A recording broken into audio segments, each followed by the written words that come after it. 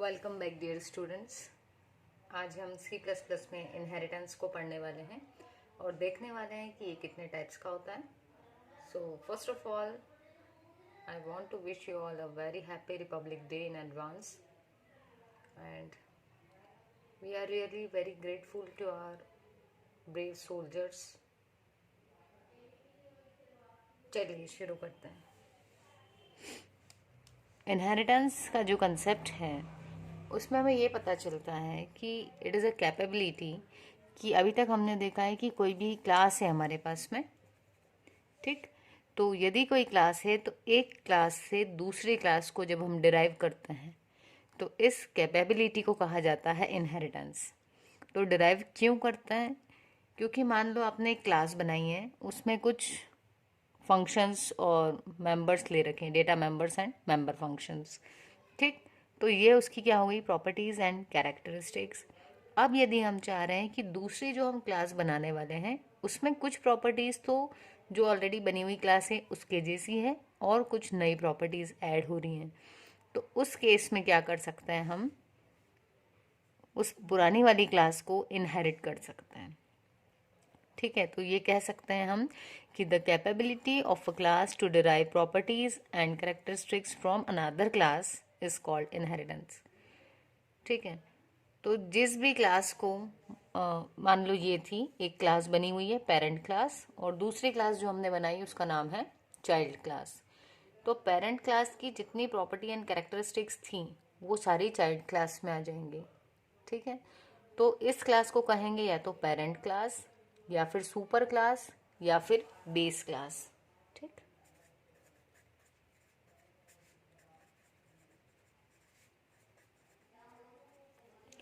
और इसको, ये जो चाइल्ड क्लास है इसको कहेंगे सब क्लास और डिराइव्ड क्लास,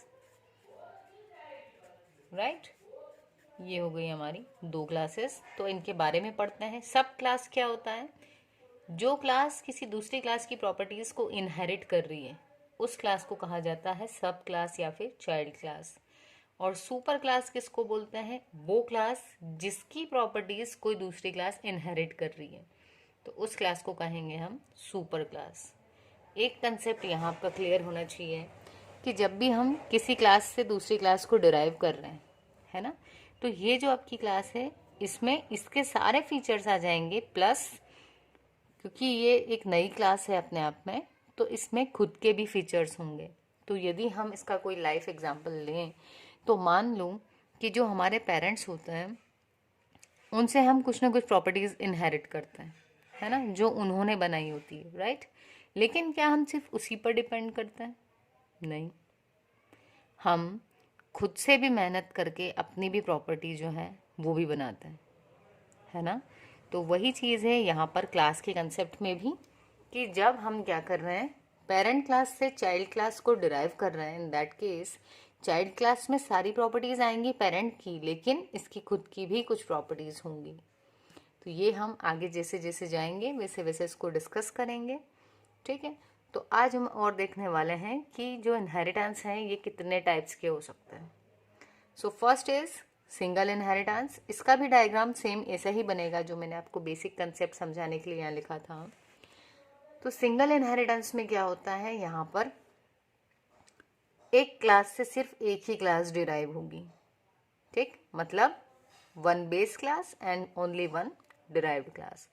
तो यहाँ हमें ये चीज़ ध्यान रखना है, here a class is allowed to inherit from only one class. तो ये जो क्लास है ये सिर्फ एक ही क्लास से डिराइव होगी, एक से ज़्यादा क्लास से डिराइव नहीं होगी। तो इस टाइप के इनहेरिटेंस को कहेंगे सिंगल इनहेरिटेंस, ठीक है।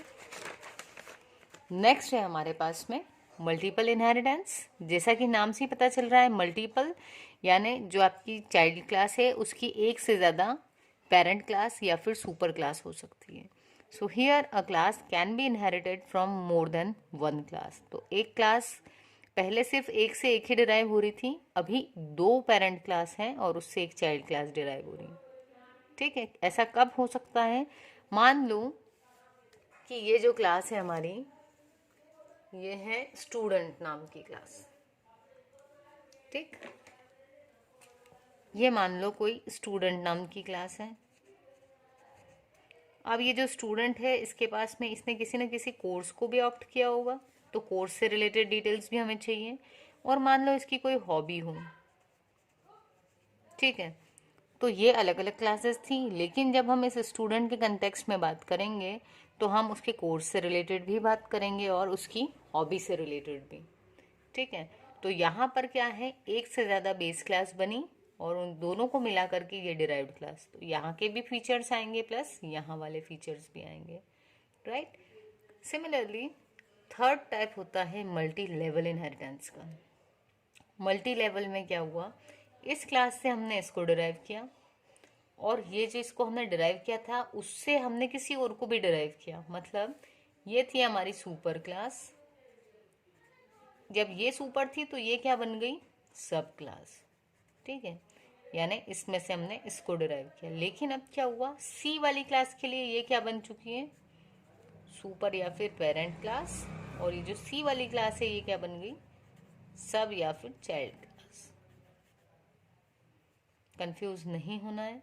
Here a class is derived from one base class, तो एक बेस क्लास से एक ही चाइल्ड क्लास डिराइव हुई, और ये जो डिराइव्ड क्लास है ये अब एक्ट करेगी as a parent for another derived class. So ये हो गए, लेवल बढ़ते गए हमारे, तो इसलिए इसको कहा जाता है multi level. Next is hierarchical inheritance. Hierarchical inheritance में क्या होता है, यहाँ पर एक बेस क्लास से एक से ज़्यादा डिराइव्ड क्लास बनाई जाती हैं, ठीक है। क्लास एक ही है पर उससे हमने बी को भी डिराइव किया और सी को भी, तो क्या हुआ होगा, इसके सारे फीचर्स इसमें भी गए प्लस इसके सारे फीचर्स इस क्लास में भी आए। अगेन फिर क्या हुआ, जो बी क्लास थी इसको हमने डिराइव किया किसमें, डी में और ई में, तो इसके फीचर्स इसमें भी गए प्लस इधर भी आए। सिमिलरली जो सी क्लास थी ये जो है ये बेस क्लास है और इससे हमने दो क्लासेस डिराइव की, एफ एंड जी।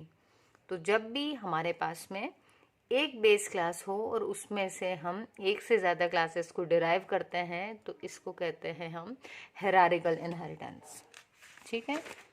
एंड जो लास्ट टाइप है हमारे इनहेरिटेंस का, दैट इज जब भी हम ऐसा कोई इनहेरिटेंस देख रहे हैं जिसमें एक से ज़्यादा इनहेरिटेंस का कॉम्बिनेशन है, so it is implemented by combining more than one type of inheritance.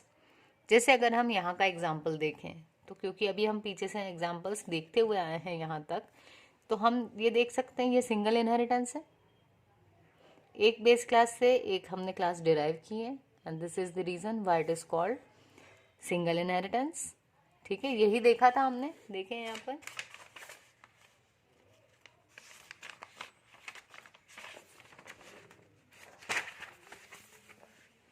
ये देखिए, तो एक बेस क्लास से एक ही क्लास को हमने डिराइव किया था और इसे कहा था हमने सिंगल इनहेरिटेंस।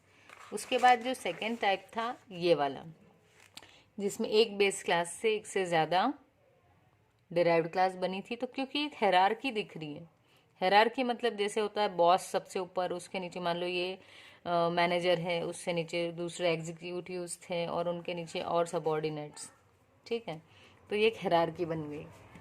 तो ऐसा ही था कहाँ पर, यदि हम इसकी बात करें तो हाइब्रिड में ये हो गया सिंगल इनहेरिटेंस, और यहाँ पर एक बेस क्लास से एक से ज़्यादा क्लास डिराइव हुई, फिर ये बेस बनी, बेस से दो क्लास डिराइव हुई। तो ये वाला जो पोर्शन यदि हम डिस्कस करें तो ये हो जाता है हमारा